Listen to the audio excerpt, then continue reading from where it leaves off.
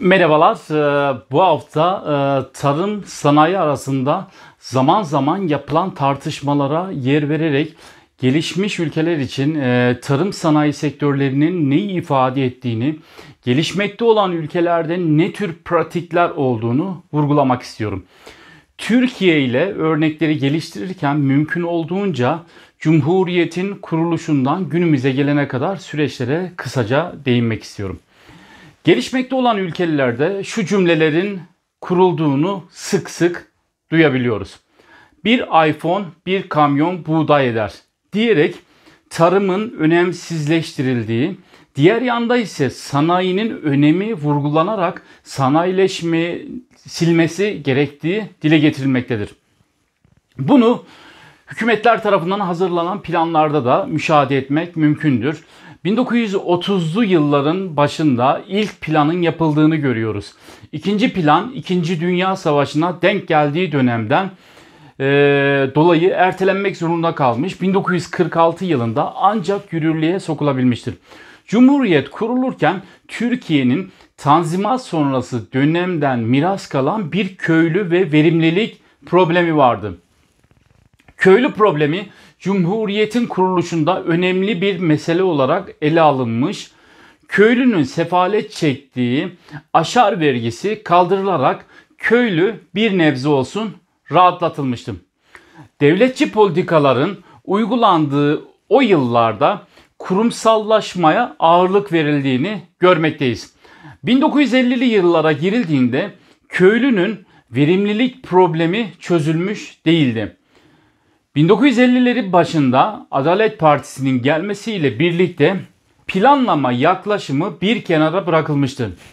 Adalet Partisi Tanzimat sonrasında belki de köylüye en fazla dokunan bir hükümet olarak köylülerin beğenisini kazanmıştı.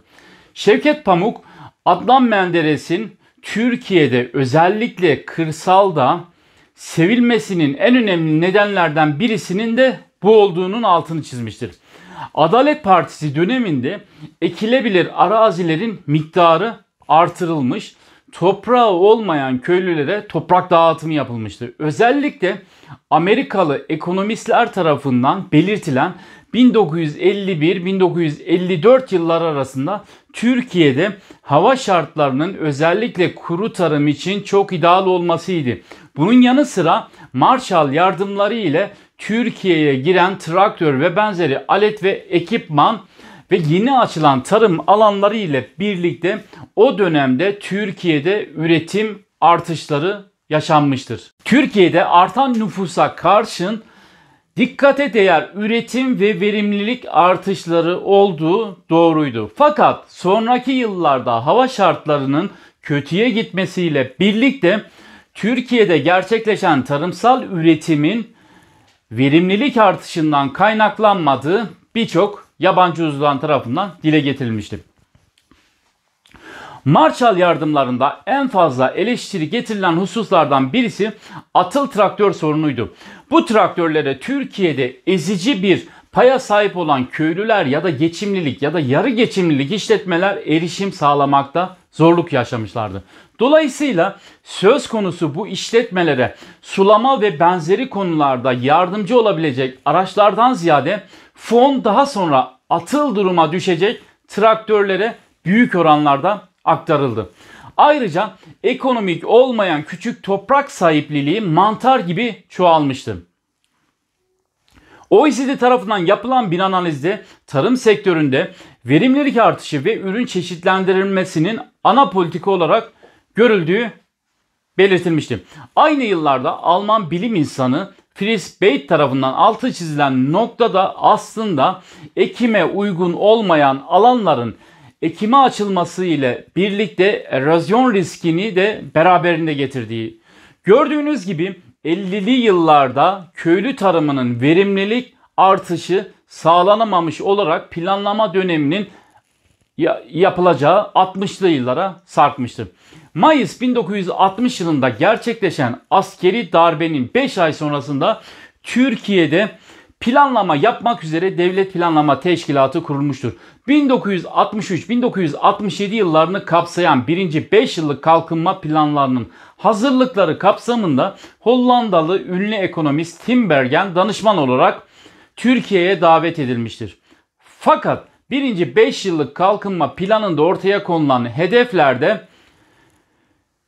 gerçekleştirilememiştir. Türkiye'nin ekonomik büyümesi ile ilgili çalışma yürütmüş Sander, tarımsal üretimin artırılamamasının en önemli nedenlerinden birisini Türkiye'de etkili bir tarımsal yayım hizmetinin olmamasına bağlamıştır. Yayımın önemi daha önce Türkiye ile ilgili araştırmalar yürütmüş olan Uluslararası İmar ve Kalkınma Bankası uzmanları tarafından vurgulanmış bir konuydu. İkinci 5 yıllık kalkınma planının sonuç kısmında ilk planın değerlendirmesi ve ikinci planda hedeflerin neler olduğu açıklanırken hedeflerin gerçekleşmemesindeki en önemli neden tarım sektörü görülerek fatura tarım sektörüne kesilmiştir. Ekonomik gelişmeyi böyle bir ortamdan kurtarmak, dengeli bir kalkınma süresi içerisinde tarım sektörünün tüm ekonomi içerisindeki nispi öneminin azaltılması ve tarım dışı faaliyetlerin özellikle sanayi sektörünün payının yükseltilmesiyle mümkündür denilmiştir. Ekonomik büyüme tarım sektörünün çıktısı ile doğrudan etkilenmektedir. Bu yüzden tarım sektöründe modern yöntemlerin benimsenerek verimlilik oranının artırılması yoluyla tarımsal üretimin artırılması esastır denmiştir. Tarım sektörünün büyümesi sanayi sektörünün genişlemesi için ilk şarttır. Bu da tarım sektöründe verimliliğin artırılması ile ancak mümkün olabilir. Tarım sanayi arasındaki ana ayrımlara baktığımız zaman şunları söyleyebiliriz. Tarım sektöründe azalan verimler kanunu vardır. Daha fazla işçi veya gübre kullanarak belli bir noktaya kadar çıktıya müdahale edebilirsiniz. Ama sanayi sektöründe iş gücünün ve sermayenin daha fazla kullanılması ile artan verimler yakalanabilir. İkincisi, tarım sektöründe makine kullanımı işletme ölçeklerine bağlı olarak daha küçük olabilmektedir. Tarım sektöründe hava şartları, toprak ve benzeri unsurlardan dolayı risk ve belirsizlik mevcut olup sanayi sektörüne nazaran daha fazladır. Diğer bir husus ise tarım sektörü sanayi sektörüne göre daha geleneksel, yeniliklere daha kapalı bir sektördür. Tarım sektörünü sanayi sektöründen bağımsız düşünmemek gerekir. Tarım sektörü sanayi sektörüne girdi sağlarken sanayi sektörü de tarım sektörüne girdi sağlayarak karşılıklı bir etkileşime sahiptirler. İki sektör arasında çatışmadan ziyade tamamlayıcılık vardır ya da olmalıdır. Dolayısıyla tarım sanayi etkileşimi ne kadar güçlü olursa o kadar her iki sektörde önemli ölçüde gelişme gösterir. Aksi takdirde etkileşimin zayıf olmasına bağlı olarak tarım istenilen gelişmeyi sağlayamadığı gibi sanayi sektöründe de beklenen ivme gerçekleşemez. Ekonomik büyüme bağlamında düşünüldüğünde ülkenin ekonomik büyüme göstergelerine yaptıkları etkiler sınırlı kalmaktadır. Tarım sanayi arasındaki bağlantı 3 temel bileşen yoluyla güçlendirilebilir. Birincisi üretim bağlantısı. İkincisi talep bağlantısı. Bir üçüncüsü de tasarruf yatırım bağlantısıdır. Üretim bağlantısına bakacak olursak tarım sektörü tarımsal girdiler olarak gübre, bitki ilacı, mazot ve benzeri elektrik gibi temel girdilerini sanayi sektöründen almaktadır. Ayrıca inşaat ve benzeri giderler için de sanayi sektörüne bağımlıdır. Diğer yanda sanayi sektöründe pamuk, şeker ve tütün gibi ürünlerin ham maddeli tarım sektöründen gelmektedir. Talep bağlantısına bakacak olursak bir sektörde oluşan talebin diğer sektörü pozitif olarak yukarı çektiğini görmekteyiz. Tarım sektöründe faaliyette bulunanların gelir seviyesini artırdığınız zaman bunun sanayide doğrudan yansıması olmaktadır. Tarım sektöründe geçimini sağlayanlar tarım sektöründen elde etmiş oldukları gelirlerle TV, buzdolabı, araba, traktör, drone ve benzeri araç ve gereci satın alabilmektedirler. Diğer yandan kentleşme ve endüstrileşme ile birlikte kentte yaşayanların sanayi sektöründen elde ettikleri geliri tarım sektöründe üretilen gıda, balık ve meyve sebze gibi birincil tarım ürünlerine harcamaktadırlar. Ayrıca tarım sektöründe iş gücü arzı fazlalığı sanayi sektöründe istihdam edilebilmektedir. Son olarak tasarruf yatırım bağlantısına bakıldığı zaman kendine yeten bölge ve ülkelerde kendine yeten ürünlerin dışında fazla ürünlerin ihracatının yapılması ile elde edilen döviz sanayinin ihtiyaç duyduğu ham maddenin satın alınmasında da kullanılmaktadır. Tarım dışı çalışanların satın alma gücü ne kadar artarsa tarım sektöründe üretilen ürünlere yapacakları talep ile tarım ürünlerinin çeşitlenmesine neden olabilir. Büyüme bağlamında bakacak olursak ekonomik büyüme literatüründe iki temel tez vardır. Bunlardan birisi Walt Whitman Rostow tarafından geliştirilen tezdir. Bu teze göre büyüme sanayileşme ile bağlantılıdır. Gerileşme ise tarım ile bağlantısı vardır. Diğer yandan Amerikalı tarım ekonomisi Schultz tarafından geliştirilen tezde ise ekonomik büyümenin başlıca endüstri kent düzleminde meydana geldiği belirtilmektedir. Gelişmekte olan ülkelerde planlamacıların karşılaştığı en önemli problemlerden birisi bu iki sektörden hangisinin önceliklendirilmesi gerektiği konusu olmakta olup iki sektör arasındaki dengenin sağlanması hiç de kolay değildir. Türkiye'ye baktığımız zaman planlama döneminde tarım sektörünün sanayi sektörü lehine ihmal edildiği görülmektedir. Bunu hem Devlet Planlama Teşkilatı'nın planlama çalışmalarında hem de Türkiye raporu hazırlamak üzere Türkiye'ye davet edilen yabancı bilim insanlarının çalışmalarında görmek mümkündür. Bir sektörün diğer sektöre tercih edilmesi yerine iki sektör arasında bir denge gözetilerek ekonomik büyümenin gerçekleştirilmesi ideal olan yaklaşım olmasına karşın uygulamada hiç de kolay olmamaktadır. Geçmiş dönem çalışmalarına baktığımız zaman Kahn, Weiner, Cole ve Hoover gibi ekonomistler tarımsal yatırıma göreceli olarak daha önemli olduğunu belirtilerek ek gıda ihtiyacına olan talepten dolayı gıda arzını artırmaya yönelik gayretlerin en öncelikli konu olduğunun altını çizmişlerdir. İkinci gruptaki ekonomistler arasında yer alan Hirschman, Liebenstein ve Higgins ise tarımsal verimliliğin artırılması ihtiyacını tanıyarak sanayileşmeye verilecek öncelik ile ancak bunun karşılanabileceğini savunmuşlardır.